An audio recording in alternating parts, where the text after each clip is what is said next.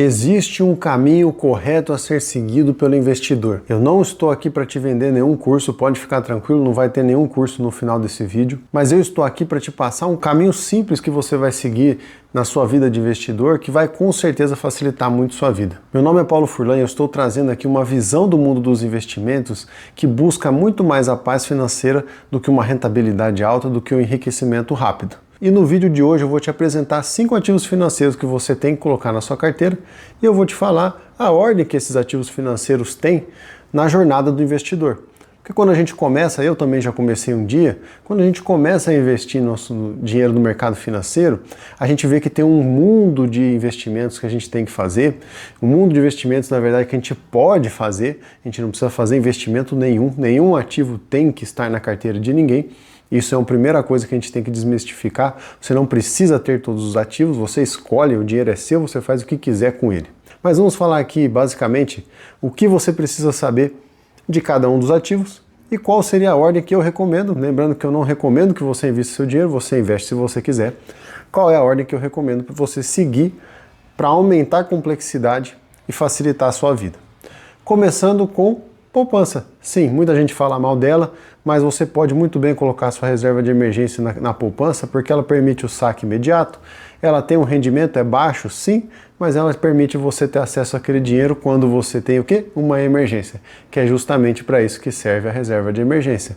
Coloca aí 6 meses do seu gasto mensal na reserva de emergência, e se o seu gasto mensal for muito alto, vamos dizer, se você gasta 20, 30 mil por mês, você não precisa colocar lá 120 mil, 180 mil reais na poupança. Você pode colocar um valor óbvio.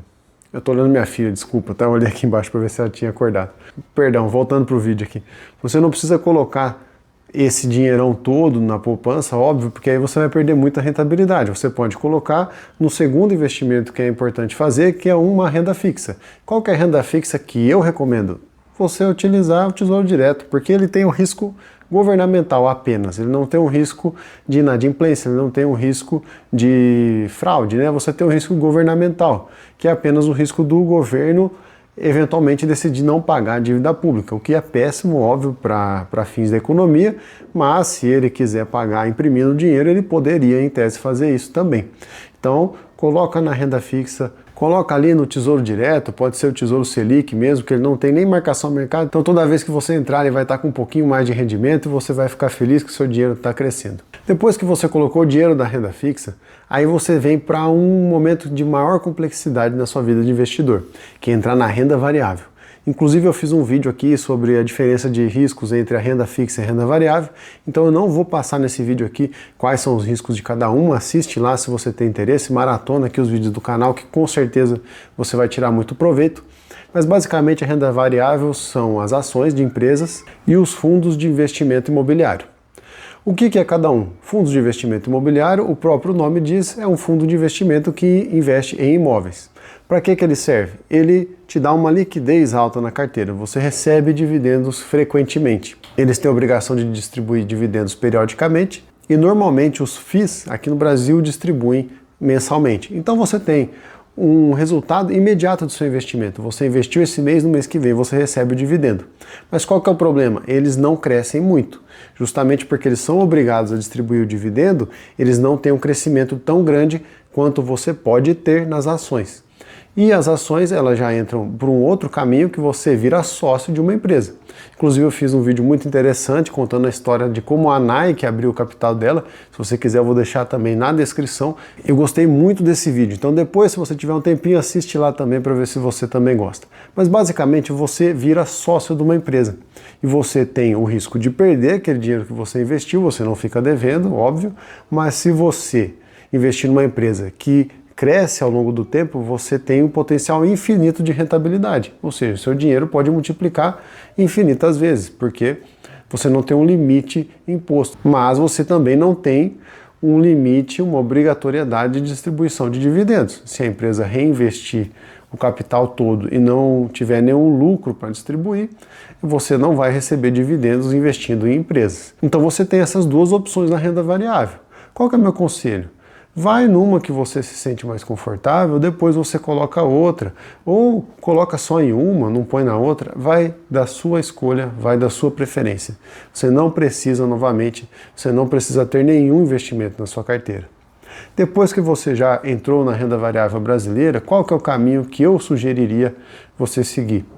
Você dolarizar o seu investimento. Então você começar a investir em bonds, que seriam o Tesouro Direto dos Estados Unidos, e em stocks, que seriam as ações das empresas dos Estados Unidos. Tem também lá os REITs, que seriam o Real Estate Investment Trust, que seria um investimento em imóveis feito por empresas nos Estados Unidos. Então não é exatamente igual os FIIs aqui do Brasil, mas é um investimento muito similar que o pessoal costuma citar como sendo semelhante. Por que é interessante você ir para os Estados Unidos depois de já ter um patrimônio considerável investido aqui? Porque você diversifica o seu risco. Você está investindo na economia americana, que é a maior do mundo, e você tem acesso a empresas do mundo todo por lá. Então você pode investir em qualquer ação que você quiser, que lógico esteja aberta lá no mercado americano. Você dilui muito o seu risco, inclusive risco institucional. Se tiver um golpe de Estado aqui no Brasil, você vai estar diversificado com o patrimônio no estrangeiro, o que pode te auxiliar em um momento de desespero, vamos dizer assim. Se você gostou desse vídeo, achou interessante esse passo a passo que eu te passei, considere se inscrever aí no canal, deixa o seu like, comenta alguma coisa que você queira saber também, que eu faço um vídeo especialmente para você. Olha que maravilha, isso que é importante do youtuber pequeno. Quer um vídeo, quer um assunto específico? Comenta aí, o que eu souber falar sobre o assunto eu trago aqui para você. Um abraço e até o próximo. Tchau, tchau.